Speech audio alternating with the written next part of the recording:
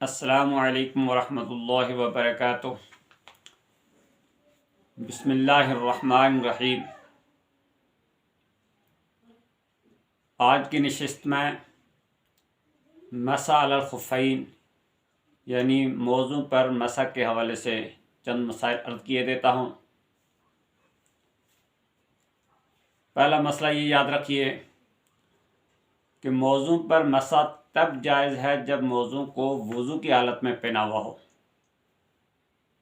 बाज़ लोग जैसे कैसे मोज़े पहन लेते हैं और बाद में उन पर मसा करते रहते हैं, तो इस तरह मसा जायज़ नहीं है। बल्कि जब पहने हों उस वक़्त आदमी वुज़ू की हालत में हो, उसके बाद जब वुज़ू टूटेगा तो फिर उन पर मसा किया जाएगा। बेवुज़ू अगर किसी ने मोज़े पहने तो उन मोज़ों पर मसा जायज़ नहीं है। दूसरी बात कि ऐसे मौज़ू पर मसा जायज़ है जिन्होंने टखनों को ढाँपा हुआ हो। अगर मोज़े टखनों से नीचे हैं तो फिर उन पर मसा जायज़ नहीं है। तो जिन मौज़ू ने टखनों को छुपाया हुआ हो तो उन मौज़ों पर मसा जायज़ है। और मौज़ों पर मसे का तरीका यह है कि मौज़ू के ऊपर वाले हिस्से पर हाथ की उंगलियों के ज़रिए मसा किया जाएगा। नीचे तलवों पर मसा करना जायज़ नहीं है। तो मौज़ू के ऊपर वाले हिस्से पर इस तरीके से मसा किया जाएगा कि हाथ की उंगलियों को पाँव की उंगलियों के ऊपर रखकर, उनके बराबर रखकर तो टखनों की तरफ खींचा जाएगा। 3 उंगलियां लाजमी हैं, चौथी भी साथ मिला दी जाए तो ठीक है, लेकिन अगर ना भी मिलाई जाए तो 3 उंगलियां लाजमी हैं।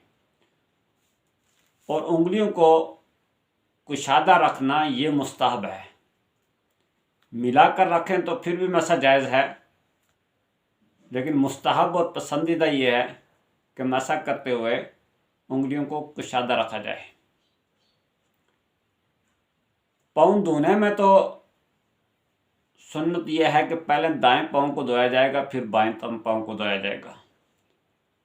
लेकिन मसे में मुस्तहब यह है, यानी पसंदीदा तरीका यह है कि दोनों हाथों को तर करके बैक वक्त दोनों पाँव पर फेरा जाए, यानी दोनों पाँव का मसा इकट्ठा किया जाए।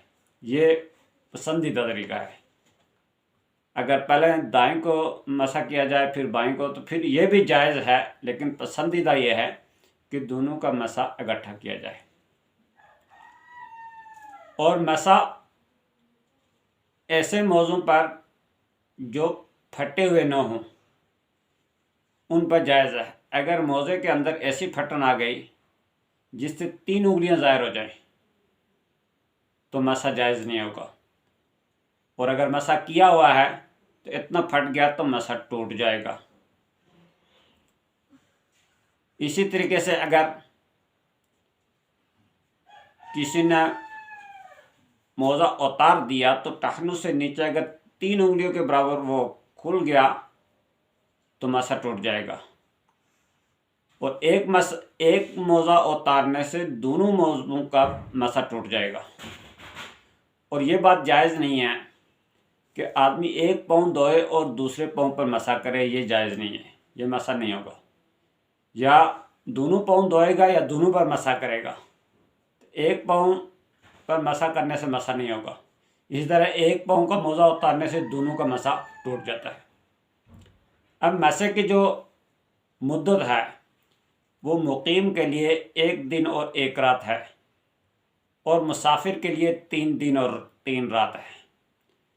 ये जो मुद्दत शुरू होगी ये उस वक़्त से शुरू होगी जब मोज़ा पहनने के बाद वुज़ू टूटा है, यानी पहले उसने वुज़ू किया, वुज़ू करने के बाद मोज़ा पहना, अभी मुद्दत शुरू नहीं होगी। मुद्दत शुरू होगी जब उसका वुज़ू टूटेगा। फ़र्ज़ क्या, किसी ने ज़ोहर की नमाज के लिए वुज़ू किया और उसने मसा किया, वुज़ू किया और मोज़े पहन लिए। अब उसका वुज़ू जाकर मगरिब के वक़्त टूटा तो उसके मसे की जो मुद्दत शुरू होगी वो मगरिब से शुरू होगी। तो मुकीम के लिए आइंदा मगरिब तक उन मौजू पर मसा करना जायज़ है। तो मुकीम के लिए मौजू पर मसे की मुद्दत 1 दिन और 1 रात है, यानी 24 घंटे हैं, और मुसाफिर के लिए 3 दिन और 3 रात है। अगर कोई मुकीम 1 दिन मुकम्मल होने से पहले पहले मुसाफिर हो गया तो उसकी यही मुद्दत 3 दिन 3 रात तक चली जाएगी। लेकिन 1 दिन मुकम्मल होने के बाद मुसाफिर बना तो उसकी मुद्दत ख़त्म हो गई। और अगर कोई मुसाफिर 3 दिन से पहले पहले मुकीम हो गया तो उसकी 1 दिन और 1 रात की अगर मुद्दत गुजर चुकी थी तो बस उसका मसा ख़त्म है, वो मोज़े उतार कर पाँव धोएगा। और अगर 1 दिन और 1 रात नहीं गुजरी थी तो उसकी मुद्दत 1 दिन और 1 रात तक हो जाएगी। ये चंद एक मसाइल मोज़े के मसे के हवाले से थे। अल्लाह तबारक व तआला से दुआ, अल्लाह पाक समझने की, अमल करने की तौफीक अता फरमाए।